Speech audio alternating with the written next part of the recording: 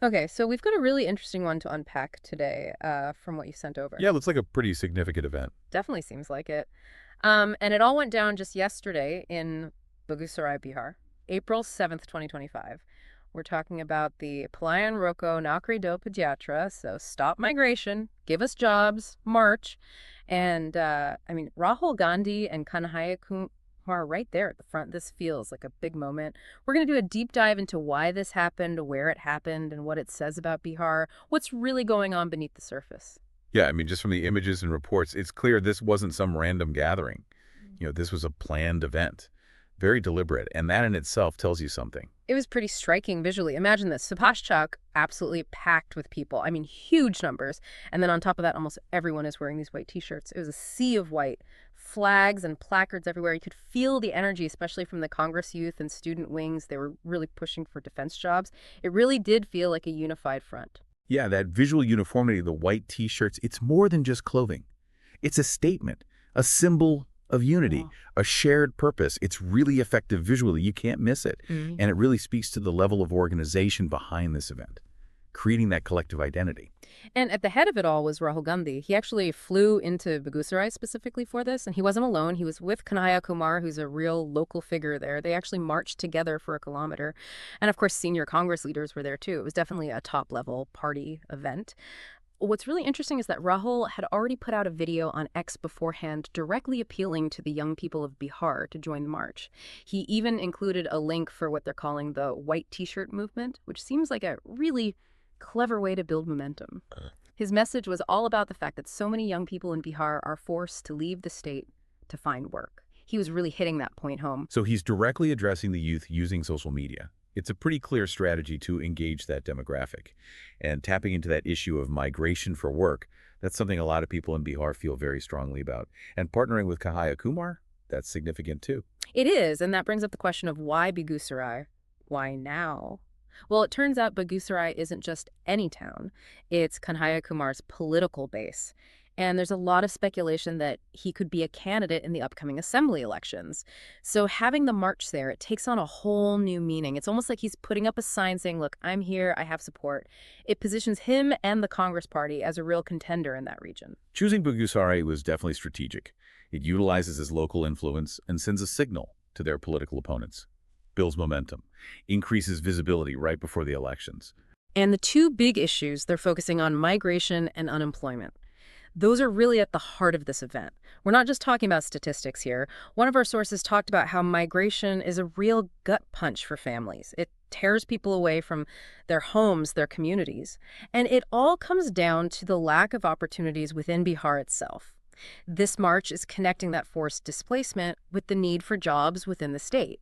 It feels like Congress is betting that these two issues will resonate with voters. Yeah, the emotional impact is huge. Migration breaks up families, Yeah. and unemployment obviously affects people's financial stability.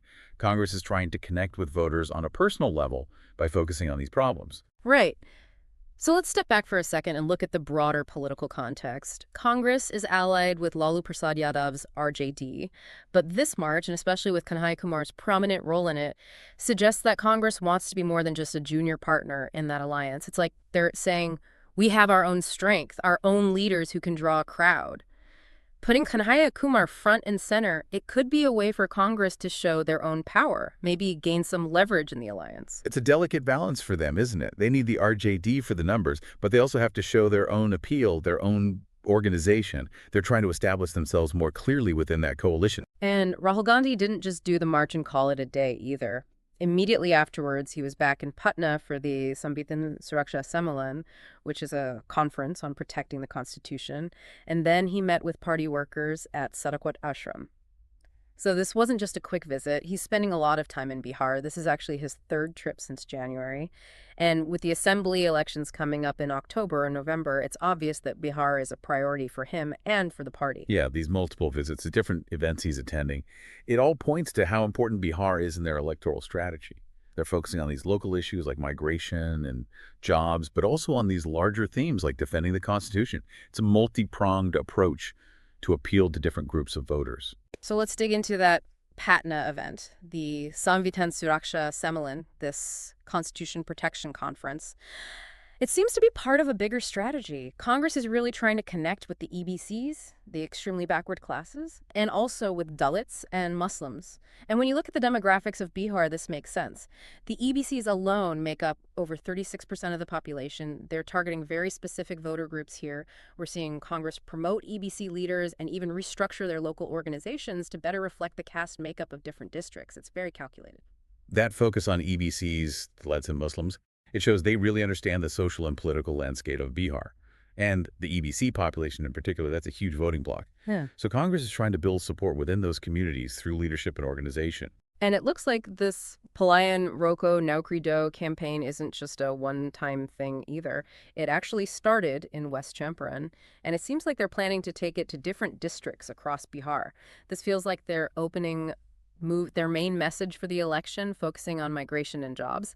And with Kanhaiya Kumar as the face of the campaign, it's a way to keep these issues in the public eye as we get closer to the elections. Yeah, moving it from district to district. It keeps the campaign in the news. It puts pressure on the current government. And it reinforces their message about migration and unemployment. They're trying to build a narrative that people all over Bihar can relate to. We also saw some initial reactions to the Begusarai march. Shakil Ahmad Khan, a senior Congress leader, he was pretty enthusiastic. He talked about how happy the people seemed and how Rahul Gandhi is fighting for social unity and justice. He was also very critical of the NDA, saying they're ignoring the problems in Bihar. He even said that voters should toss them out in the elections, so they're definitely coming in strong. It's pretty aggressive rhetoric, but it's typical opposition strategy. They're trying to get their supporters fired up and also sway those who haven't decided who to vote for yet. So to sum up what we've talked about this march in Begusarai, it's more than just a local event. It really gives us insight into the political landscape of Bihar, the issues that people are facing as the state gets ready for these really important elections. And you, or listener, you brought this to our attention, and by looking deeper, we've uncovered all these layers. You've got the aspirations of young people, you've got political strategy, and you've got these big challenges like migration and unemployment. Think about this. What does this whole effort really tell us about how politics is changing in Bihar? And what could it mean for the future of young people in the state? What about the power of collective action? And what about the promises that politicians make? What will the impact of this white t-shirt movement be in the long run? And how will it shape the future of Bihar? These are the questions we need to keep asking. It really highlights how a seemingly simple event can actually reveal so much about what's going on in society and in politics. This Palayan Roko Naukri Do campaign, it's fascinating to see how they're using imagery and messaging to mobilize people and address these important issues. And like you said, it remains to be seen what the lasting impact will be, but it definitely raises some big questions about Bihar and its future. Absolutely. This has been a really fascinating deep dive. Yeah, it has. Thanks for bringing this one to our attention. Of course. And thank you to our listeners. We'll be back soon with another deep dive into the stories that matter.